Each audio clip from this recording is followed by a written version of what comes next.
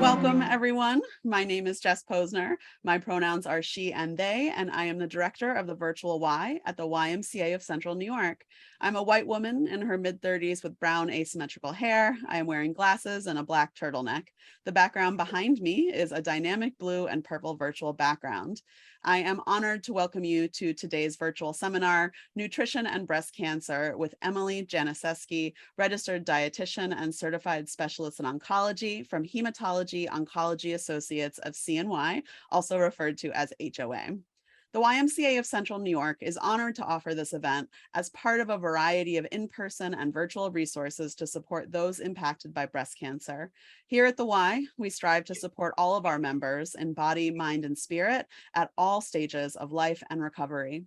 We hope that these resources will be supportive to survivors, those who care for them, and all people looking to learn more about breast cancer. To learn more, please visit ymcacny.org/BCAM2022. Before I introduce our guest, I'd like to orient us to our virtual meeting platform, Zoom. I'm sure most of you are pretty familiar by now, but I like to give a little refresher of some of the features. Please keep your audio muted for the entire program unless you are invited to unmute.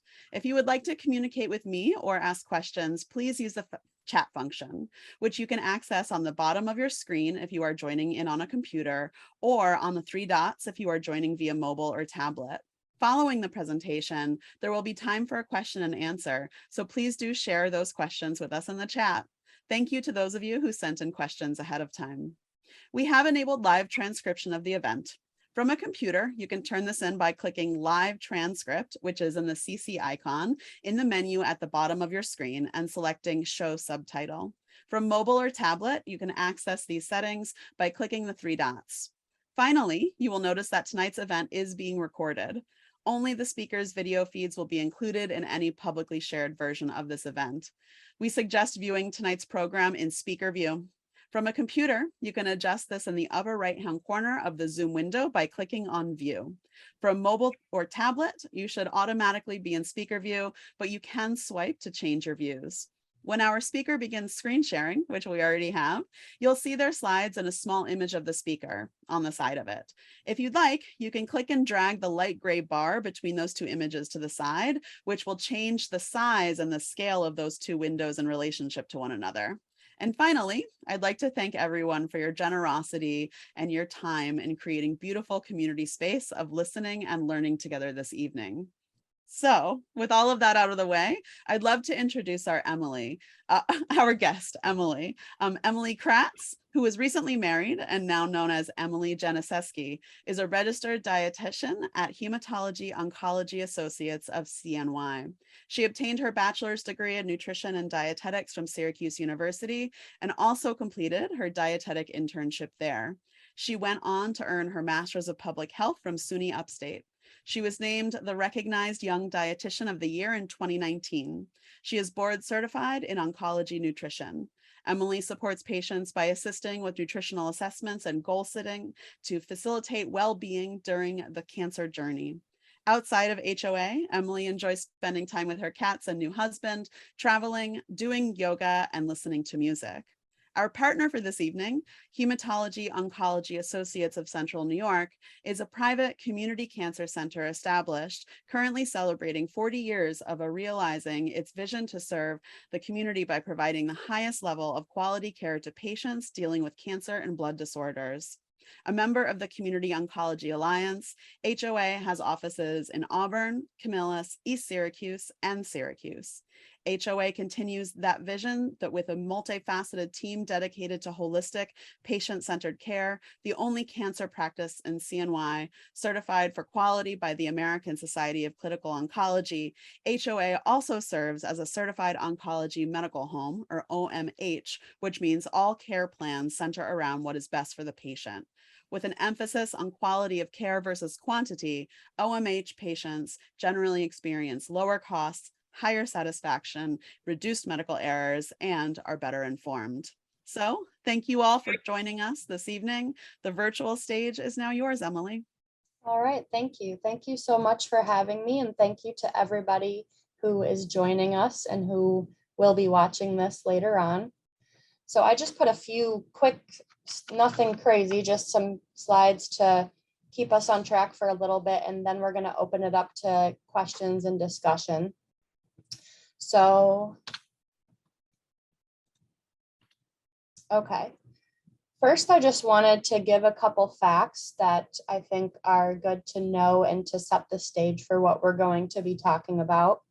So, based on a lot of the research, it's thought that about a third of cancers could be related to diet and lifestyle choices. So we know that, you know, some cancers are genetics, sometimes there's environmental causes, but a lot of it is related to diet. So it makes sense that, you know, this would be an important topic to discuss because, you know, there's things that you can do that can lower your risk for cancer or cancer recurrence. So I just like to share that, but also to note that, you know, sometimes I think people blame themselves, you know, if they get a diagnosis of cancer, they might be like, oh, I shouldn't have done X, Y, and Z, but there's a lot of different factors. And, you know, I think no one's perfect. I don't eat perfect. So I think there's just a lot of different things to keep in mind. But I also wanted to just read some of the numbers that I found. So there's about 3.1 million breast cancer survivors living in the United States. And breast cancer survivors are at a higher risk for some other illnesses, such as other cancers, type 2 diabetes, heart disease, and obesity. So a lot of my information that I used to create this information today is from the American Institute for Cancer Research. And they do a report, it's called the Continuous Update Project, or CUP. So a lot of the data that I have comes from there. And that's where they've done about 85 at least studies, specifically with women who have survived breast cancer, which I believe is over 160,000 women participated in these studies. So they've used that to come up with a lot of their recommendations for diet and other things based on the research that they have done. So there's a lot of different things that go into it. So we will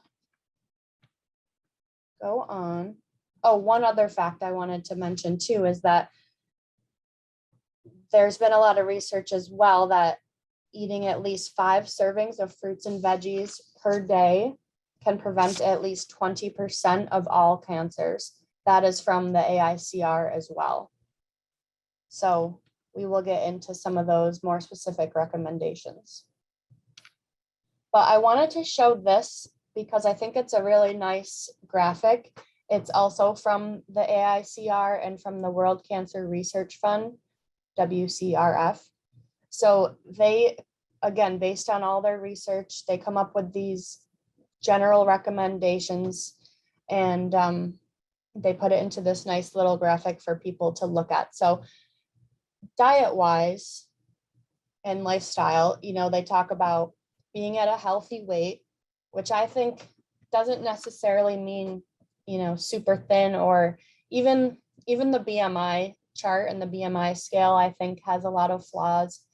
That's a whole nother topic, but even if, you know, you're in the overweight category, I don't think that's necessarily that bad if you have, you know, if you're healthy otherwise. You know, it's not just the number on the scale that determines your health. There's a lot of other things, like you could be overweight, but you have a great diet, you don't have high cholesterol, you don't have high blood pressure, you don't smoke, you know, so there's a lot of factors that go into health. But, you know, you want to at least pay attention to your weight. And there has been a lot of studies as well that if you're overweight and you set a weight loss goal of even 5 or 10%, even if your end weight that you reach is still in the overweight category, that 5 to 10% loss actually can create a lot of health benefits. So even though you're still overweight, you can reduce your risk for a lot of diseases just by losing some of it. So, and then the other part besides diet, of course, is exercise. So they really harp on the physical activity. And so I'm not a trainer or an exercise specialist or anything, but I do touch on it because, it is so related to weight and everything. And it's, good for your mood, your digestion, your heart, and other things as well. So then they'd also list here, eat a diet rich in whole grains, vegetables, fruit, and beans. So, it's definitely important to get a variety of different food groups, different nutrients. You don't want to just, sometimes a lot of the fad diets that are out there, they restrict a whole food group, don't eat carbs, don't eat fat, stuff like that. Don't eat fruit even. And I'm like, no food's perfect, but most of them have at least some benefits. And I mean, you have to enjoy things too. So you can enjoy, junk food, sweets and things like that in moderation. So, that's why it's so important to get a variety. Then they also talk about limiting, fast foods, highly processed foods, really high, like greasy fried foods, refined starches, and excess sugar, which we'll talk more about sugar in a little bit. Another recommendation that they list here, the orange one, is to limit consumption of red and processed meat. So that one actually in the recent years, there's been a lot of studies connecting red and processed meat specifically to cancer, especially colon cancer, but possibly other cancers as well. So you can still have red meat. Their recommendation based on the research is that you can still have about 16 ounces of red meat per week, which is, I think, still a decent amount, especially, again, since variety is key. Maybe you could do red meat once or twice a week if you really love it. And then you could do poultry, seafood, and other plant-based proteins on the other days of the week. So it's still, you can still fit in, if you like a steak or a burger or something, you can still eat those occasionally. And the processed meats, those you'll want to limit even more. That would be the highly processed things like bologna, hot dogs, bacon, sausage. You just don't want to eat those every day. Like, I know everyone loves bacon. Maybe if you eat it every day, maybe you can go down to a couple days a week and then once a week. So, small changes here and there add up and make a difference. So then the next one here is that they suggest to limit consumption of sugar sweetened beverages. And that's because a lot of that would refer to like soda and sometimes some of the coffee drinks, that are really high in sugar.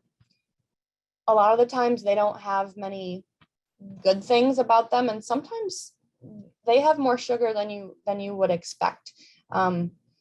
Even sometimes like juices or smoothies, I mean, the sugar can add up depending what's in there. So, again, you can still enjoy sweet things here and there, but they have seen, especially in children too, that a lot of our calories and sugar are coming from beverages rather than from, natural sugar sources of food.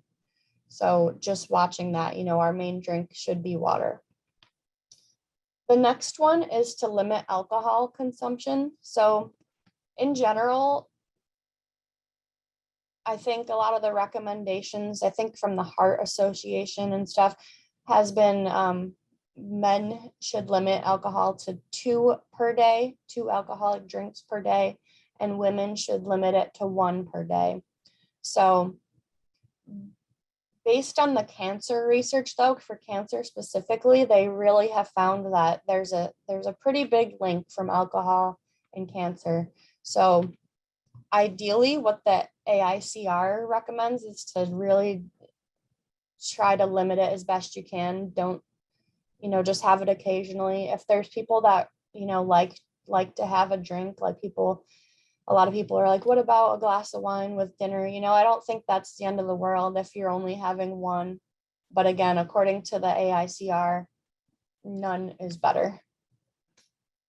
The next thing that they mention, which we're also going to talk about a little bit later, is to not use supplements for cancer prevention. They really recommend getting your nutrients, most of your nutrients from food, for a lot of different reasons, which again, I'll talk about on a future slide.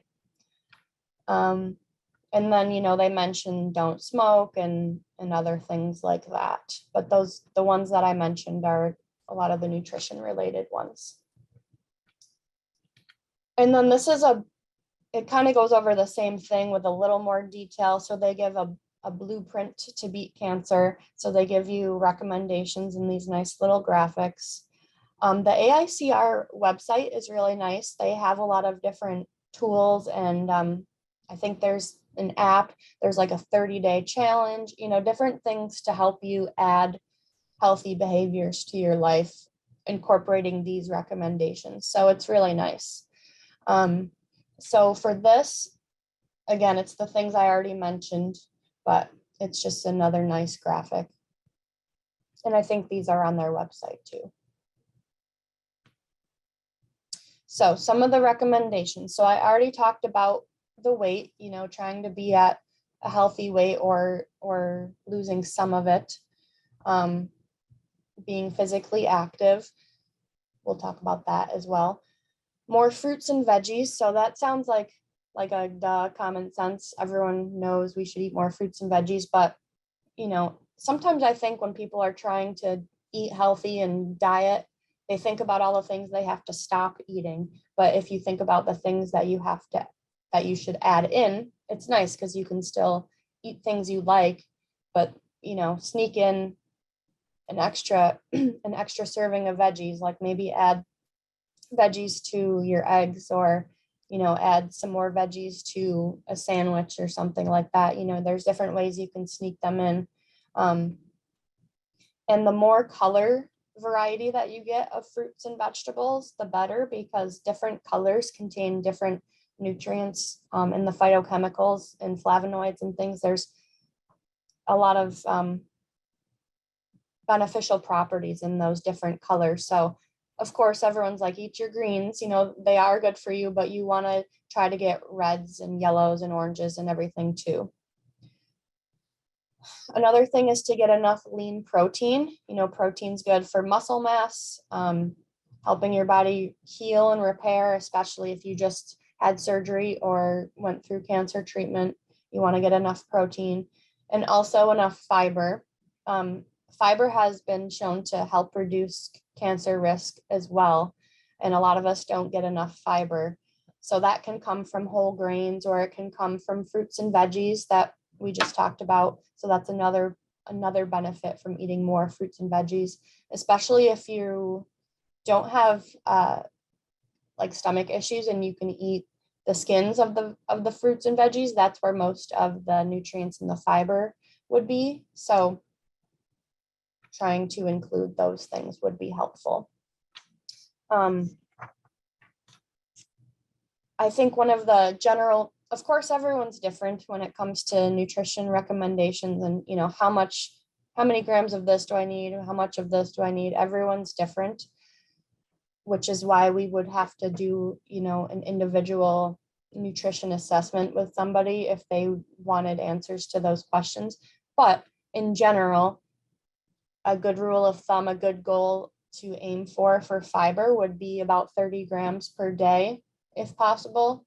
Again, not many people reach that unless you really pay attention. So I don't always advocate for tracking all your food and calories and fat and all that, but sometimes if you can write it down, even just for like 3 days or a week, just to ballpark and see. Sometimes, first of all, sometimes you don't really realize how much you're eating or how much of a certain food or food group you're eating until you write it down and really can visualize it.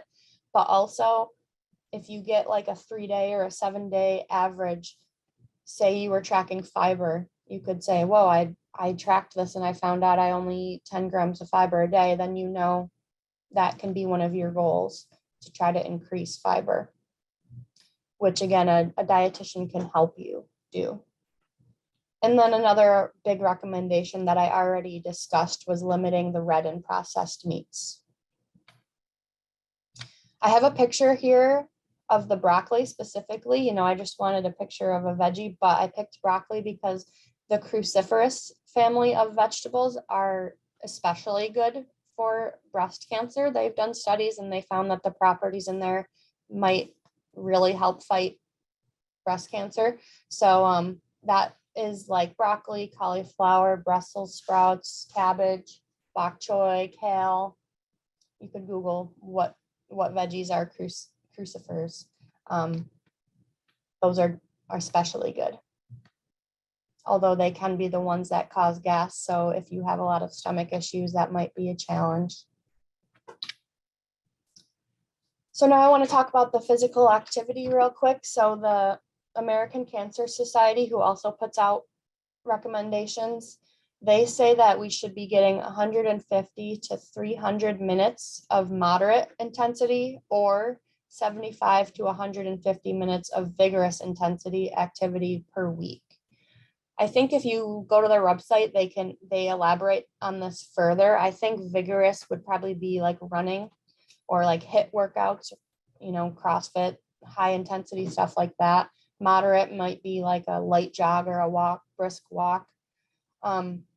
So it seems like a lot, but I mean, it's doable if you think about it. And it's ideal to have this spread out through the week. You can't just do 150 minutes in 1 or 2 days and then sit for 5 days. They really recommend spreading it out as much as possible. So if you did like a 30-minute walk, 5 days a week, you would be pretty good. So there's been a lot of studies that show that exercise, of course, is good for a lot of different illnesses, chronic conditions, like I said, mood, digestion, your heart, but specifically it has been shown to help reduce risk of cancer, specifically breast cancer. There was a recent study that they had with human evidence, not just animal studies, that the exercise helped slow tumor growth, breast tumor growth, and improved prognosis. And in the study, they noticed the improvement even after it was like 29 days that the participants were doing the exercise, and it's already made a difference. So, it's never too late to start. Even if you're not athletic or you're not a runner, you can swim, you can do Pilates, there's a lot of different exercises you can do to make it fun. Because, if you don't like just running on a treadmill, if you don't like it, you're probably not gonna do it. So if you can find something you like dancing or something like that, that might be beneficial and sustainable. So now I just wanted to go over a few of the frequently asked questions and myths that we get here relating to diet and cancer. So one of the main questions I get asked most is, does sugar feed cancer? Which has been kind of a myth for a while now. That's on the internet, or people get diagnosed with cancer and they're like, oh, my friend told me, blah, blah, blah. And, you gotta really look at the source that you're getting information from, because there's a lot of misinformation and oversimplification. Those people might mean well, but it's really not that simple. So basically, all of our cells feed on glucose, not just cancer cells. Because cancer cells are dividing so quickly, they are kind of like guzzling up the glucose at higher rates, I guess. But based on the studies that have been done, it just hasn't been shown that the sugar itself directly makes the cancer grow faster or anything like that. So I think it's just unfortunate that this is one of the the thoughts out there, because then sometimes people will stress and over complicate. I used to eat fruit in the morning and now I'm not because there's sugar in it. And I'm like, well, now you might be missing out on some of those nutrients, fiber, good things for you that you're missing out on because you're afraid of the sugar, because you're afraid that you're going to, hurt yourself or make the cancer grow. And it's just not true. So we can, like I said, we can choose healthier options that have sugar in them. And natural sugar is probably better than artificial or refined sugars. But even those, I mean, like I said, you can fit everything in moderation. And that reminds me, I didn't put this on here, but another big question that we get is about artificial sweeteners. So that for a while has been a rumor that artificial sweeteners like diet soda and stuff cause cancer. And that also has not been proven. It's not true. So you can safely have artificial sweeteners. Of course, again, you don't want to eat like 10 packets of it a day every day, but if you're having it as part of, if you like a diet soda or you like a little Splenda in your coffee, I don't think it's really going to cause a problem as long as you're eating other nutritious things as well. Another question is, what diet is the best? What diet's the best for cancer, or just in general? What do you think of keto? What do you think of this, that? So like I mentioned earlier, a lot of these fad diets, one, they're mostly trying to sell you something, maybe their book, or I don't know. Sometimes people just want to sell different supplements or products. So there's that to be wary of. But also, like I said earlier, sometimes some of these diets over restrict certain food groups that you might need. For example, the keto diet, which has been popular in the past couple years, what I see sometimes is someone might lose weight initially when they stop eating carbs. But then because they're not eating carbs, sometimes they eat too much like meat and cheese and other things like that. And then their cholesterol goes through the roof, or people get gout, or, they might not be getting enough fiber, and then they get stomach problems, bowel problems. So there's a lot of things I just personally, based on the research I've seen, I disagree with most of these fad diets. Plus everyone's different. You can't say we should all be on this diet when we all have different health conditions and, socioeconomic factors that play into things as well. So I'm not a fan of most of the fad diets. The only there's a couple diets that I have seen there has been decent research on. One is the DASH diet, which stands for Dietary Approach to Stop Hypertension. That's an old diet that was formed to help people with high blood pressure. So that's used a lot for, heart disease and things like that. There's been a lot of studies that diet structure has helped people lower their blood pressure. And the second diet, which I think maybe might be more studied with cancer specifically, would be the Mediterranean diet.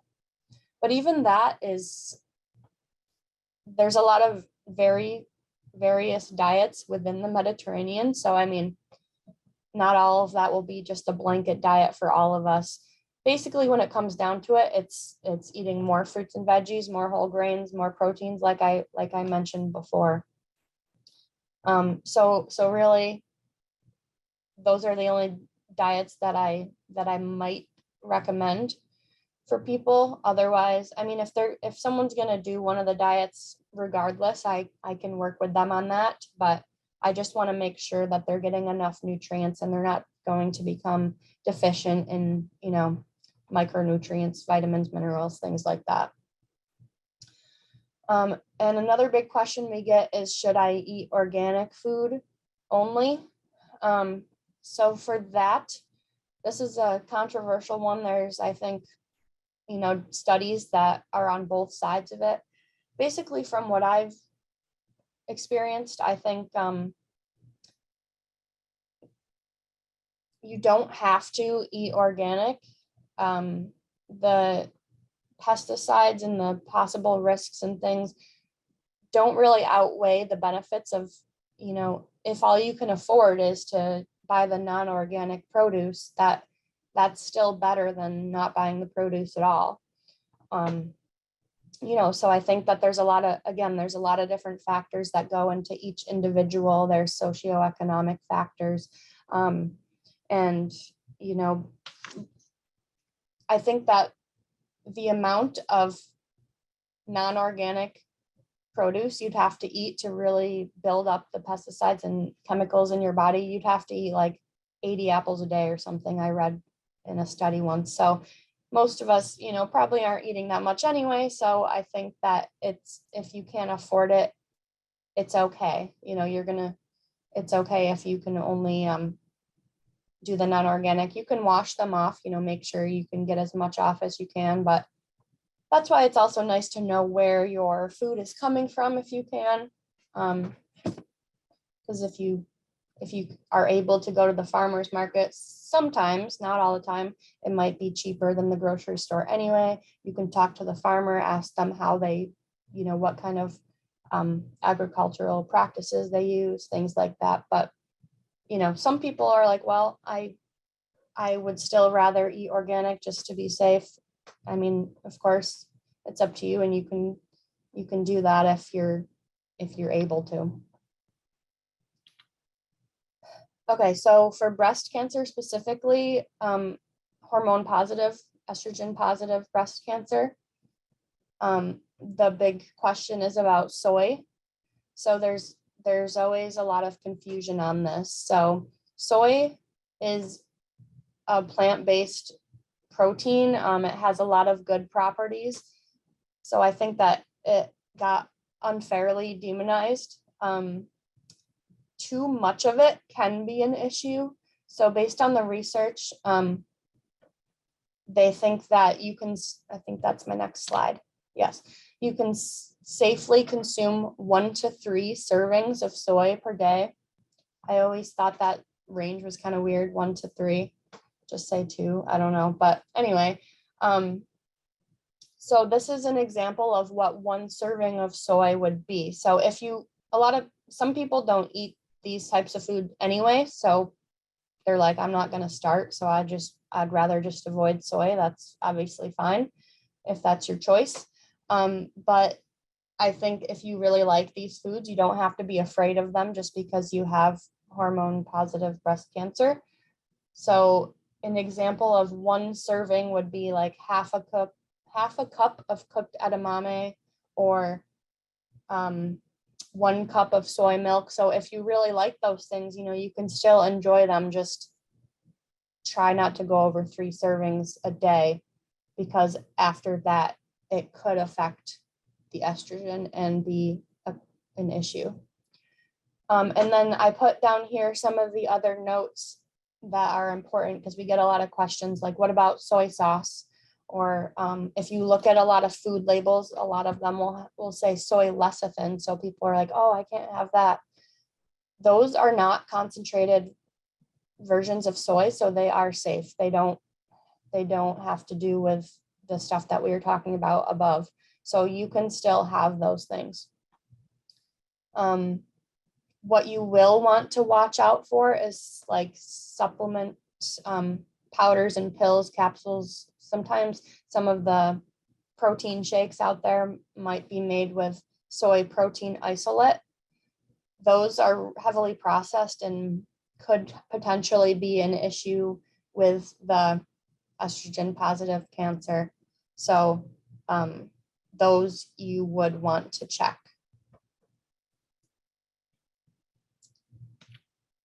So we've mentioned supplements a couple times. This is definitely one of the big questions we get a lot. So when I say supplements, there's a lot of different types. I mean, it could be just a regular multivitamin. Sometimes people want to take a turmeric capsule or some, I don't know, some herb that they found online. And you know, people sometimes get the idea like, oh, it's natural, it's good for me, it's okay, but not necessarily. So you should definitely make your doctor aware of any herb, supplement, botanical, vitamin, mineral product that you're taking, powder, protein powders, just so they can double check and make sure that there's not an issue. Or, you know, sometimes one of the ingredients in there could be a problem with your medications, you know, the interactions. A lot of people are aware that grapefruit interacts with a lot of different medications like cholesterol meds and stuff like that. And obviously grapefruit is it's a fruit, it's good for you, it's natural, but there's an enzyme in it that interacts with a lot of medications. So you have to avoid grapefruit when you're taking those medications, or it can be an issue. So, you know, that's why it's just good to make everyone on your team aware of everything you're taking or wanting to take. Teresa and I, Teresa's the other dietitian that works here at HOA, we have a database that we use called the Natural Medicines Database. And we can type in, it has a lot of different brands and of supplements, a lot of different herbs and things that people might be interested in taking. So we can enter all of those if you give us a list or the brand with the ingredients. And then we can enter all your meds, your chemo, whatever you're taking, to make sure that there's no interactions or cautions to look out for. Sometimes, you know, we need more research to say for sure if they're bad or if they're good, but sometimes it'll just give you like this, you know, theoretical thing that could be an issue. Like some supplements could theoretically increase risk of bleeding, you know, like when you have to go get surgery and they tell you to stop taking all your vitamins because, you know, you're about to get surgery and they don't want you to have any extra bleeding. It's just a precaution, but you should at least be aware of those kind of things. And the AICR specifically, if you remember on those graphics in the beginning, they specifically recommend don't take supplements for cancer prevention. They really think you should get your nutrients from food. If you're healthy and you're eating a variety of foods and getting, you know, everything you need in your diet, you don't even probably need a multivitamin.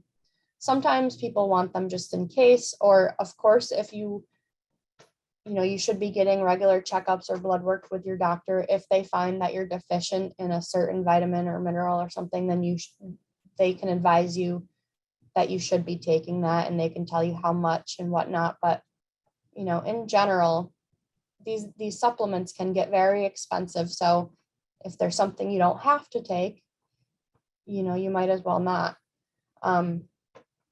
We'll talk about a couple of vitamins in a minute that a lot of us probably do need to take. But also your body usually absorbs nutrients from food better than from supplements and capsules anyway.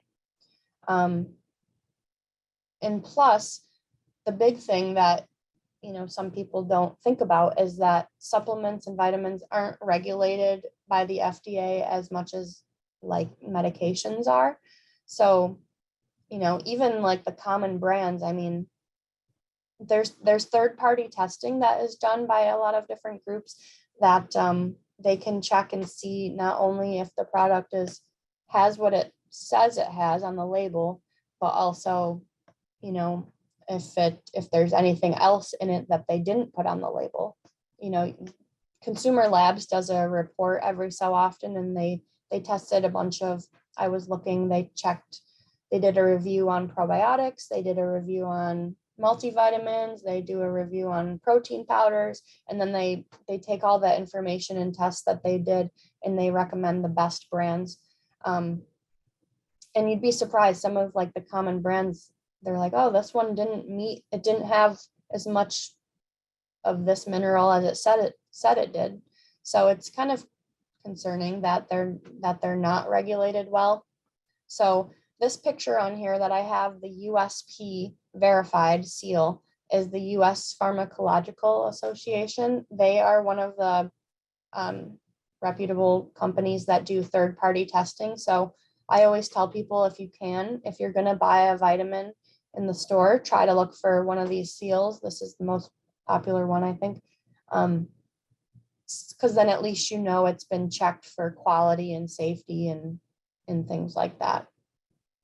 But again, that's why that database that we have here is so nice too, because it can tell you, you know, the effective rating, you know, if it actually works for this, if it has, you know, different things. There's a lot of different things that we can see on the database. So it's a really good resource.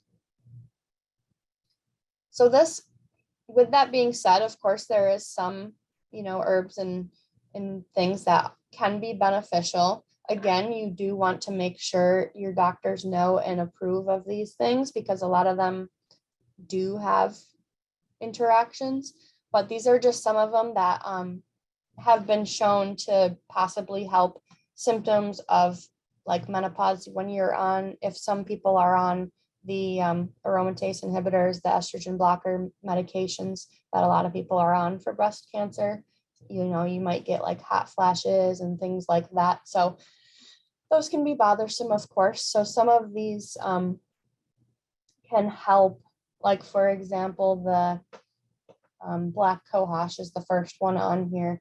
It says that it can help with hormonal anxiety, insomnia, hot flashes. So, you know, if those are really bothersome, if you're having those symptoms and nothing has worked, if your doctor approves and there's no interactions, you could maybe try, it gives you, there's tablets, you can make a tea out of it, there's tinctures. So, you know, there's a time and a place for some of these things where they can be helpful, as long as you're doing it safely.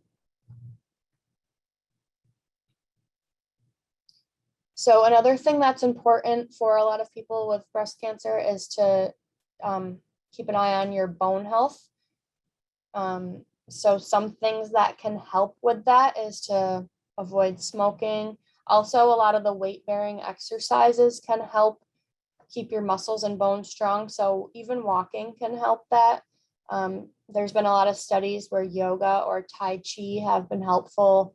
You can also do, as long as you're deemed safe by your doctor or physical therapist, you can do light exercises, light weights. You know, you don't have to be a bodybuilder weightlifter, but even like a 5-pound weight while you're watching TV, you know, building that muscle is, you know, building muscle can help you burn fat, but also it can help you just feel stronger and help your bones.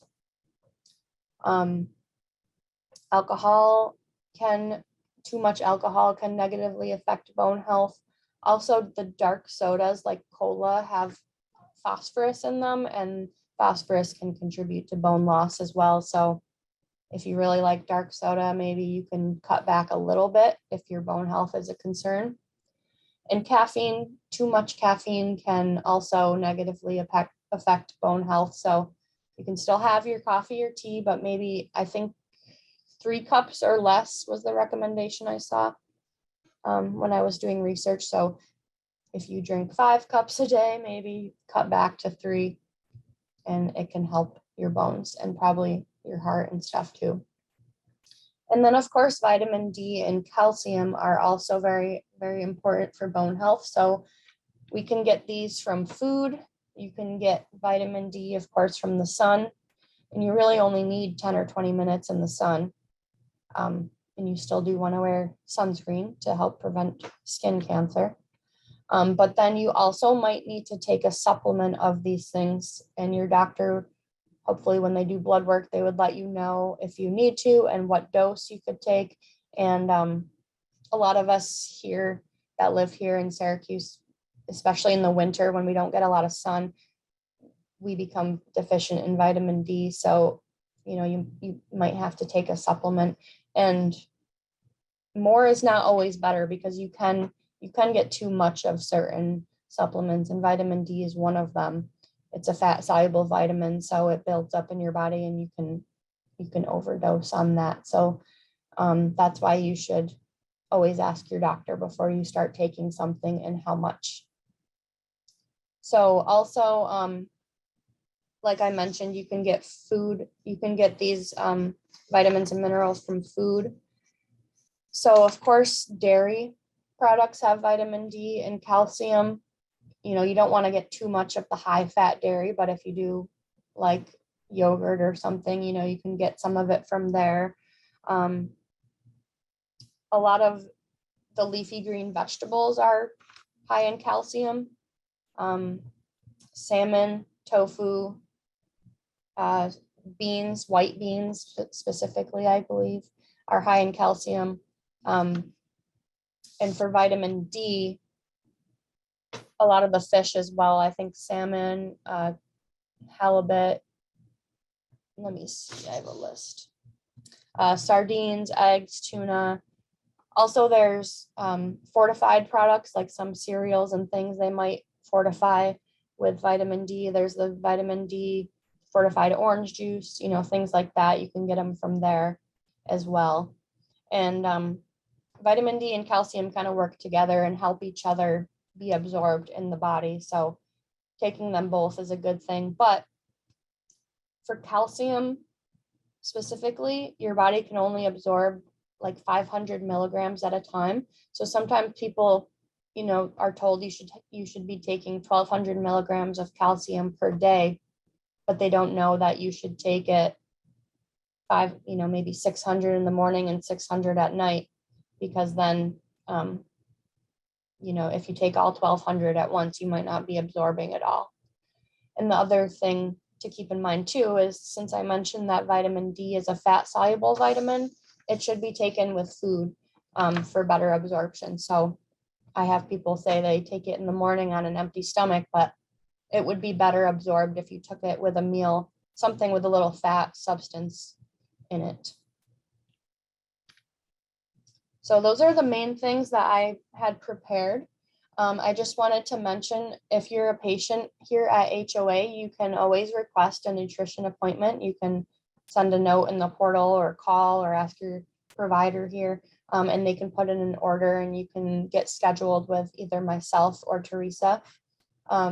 If you're not a patient at HOA, you can use this link and you can enter your zip code and find a dietitian near you that, they might take insurance, they might do private pay.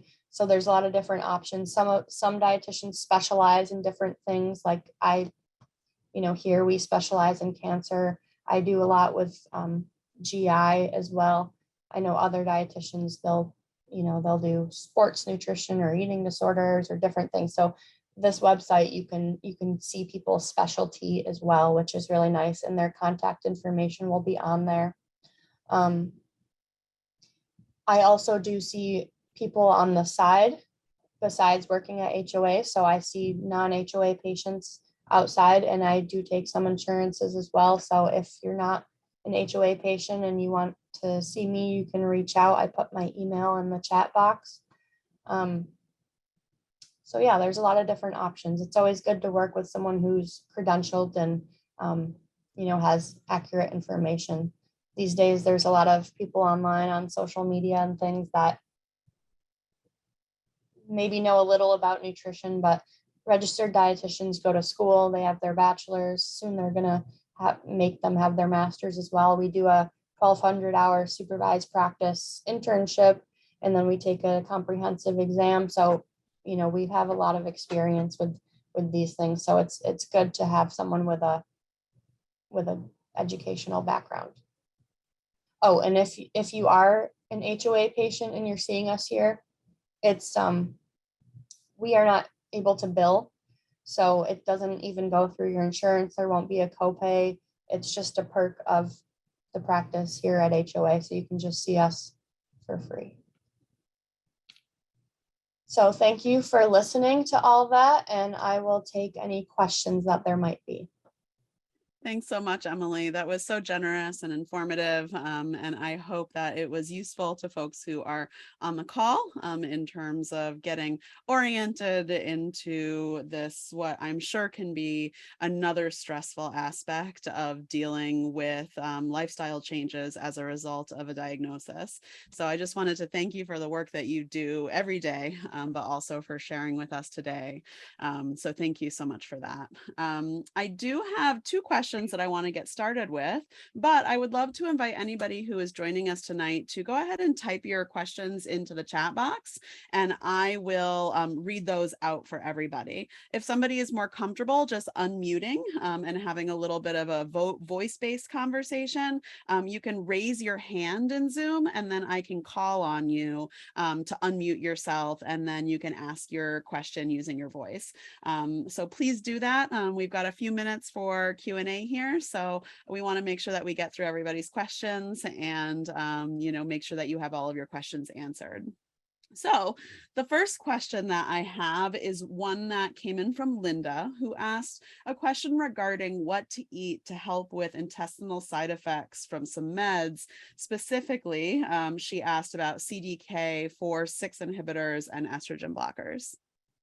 Yeah, so it probably would depend on what else is going on and what specific intestinal symptoms that you're referring to. I think a lot of people on those CDK4 inhibitors might get diarrhea.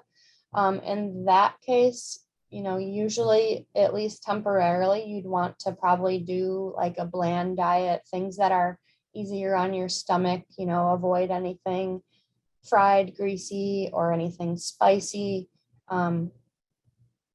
Things that are easy to tolerate. So there's normally, like I was mentioning, it's good for us to get a lot of high fiber foods in our diet. But if you are having like diarrhea or a lot of GI upset, too much fiber can actually be a problem during that time temporarily. So instead of doing like the high fiber seedy kind of breads, you might have to switch to like a white bread, white rice, applesauce, things that will be easier on your stomach until we can get a hold of your symptoms. So if you're having any of those side effects, you should always make sure you let your team know, because sometimes there's suggestions they would have.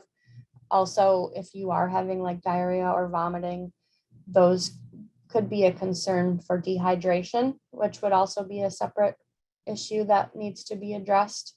So that's where I would start. There's different types of fiber. So there's soluble and insoluble fiber. Soluble fiber, I remember because the S helps slow things down. So that would be like the stuff I mentioned, like the white rice, banana sometimes can help.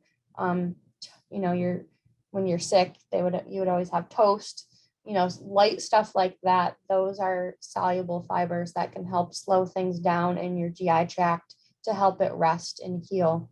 Then the insoluble fibers are like the whole grain products, stuff that's good for you, like I said, but during this time might be best to avoid those insoluble fibers. So, maybe for now limiting like a lot of nuts and bran cereals and the fruits with the skin on them. Those would be high in insoluble fiber. That would be good to avoid while you're having that GI distress. Thanks so much, Emily. My follow-up to that question is advice that you might have for folks who just are having a hard time eating as a result of side effects or stress or anything else that might be going on, at the time of diagnosis or during treatment or even in recovery. Yeah, so again, I think one thing you could do is utilize the dietitians, because they, like I said, when we can meet with you for a longer time and get to know you individually and see, what kind of things are going on, what might work for you, what might not work for you, we can make individualized recommendations. A lot of people during treatment, we're used to eating like breakfast, lunch, and dinner, 3 meals a day, but during treatment, it might be easier to do like 5 or 6 small meals, eating smaller amounts, but eating more frequently, like every couple hours. That might be helpful because then you're not overwhelming your stomach so much at a time, but then you'll still get enough nourishment through the whole day. You want to try to focus on protein. Like I said, it helps your body heal and keep your strength up. So sometimes we will recommend trying different protein drinks or shakes. We have samples and coupons and stuff here in the office, so we can give people different ones to try, see if they like it, if they tolerate it. So there's a lot of different things that we can try depending on the person. Also, if you want to try different like herbs and things, ginger is usually good for your stomach. It can help with nausea or just to settle a sour stomach. You could do, there's these little like ginger chews or ginger candies, or you could do like a ginger tea that might be soothing to your stomach. So there's a lot of different things that we could try. All right. Thanks so much, Emily. Does anyone else in the audience have any questions? I see that Linda typed in the chat a thank you, saying it was very helpful explaining soluble and insoluble fibers.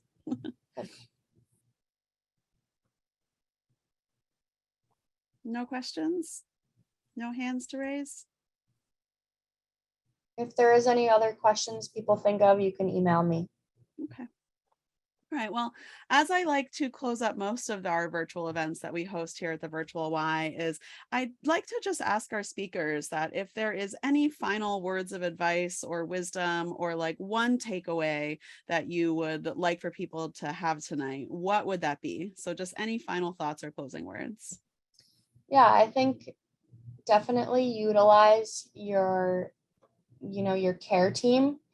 There might be more resources in your oncology office than you thought. A lot of people are like, oh, I didn't know you had 2 dietitians. I didn't know you had a social worker and a physical therapist. And, we even have a complementary therapy room here where people can book massages and stuff. So always try to communicate your needs to your team, because sometimes people are like, oh, they can't help me with this, but mention everything and, see if there is any suggestions, because you might be surprised. And, we're all here to help you. There's a lot of different, like I was saying earlier, there's a lot of different aspects of health, not just, are you taking your medicine?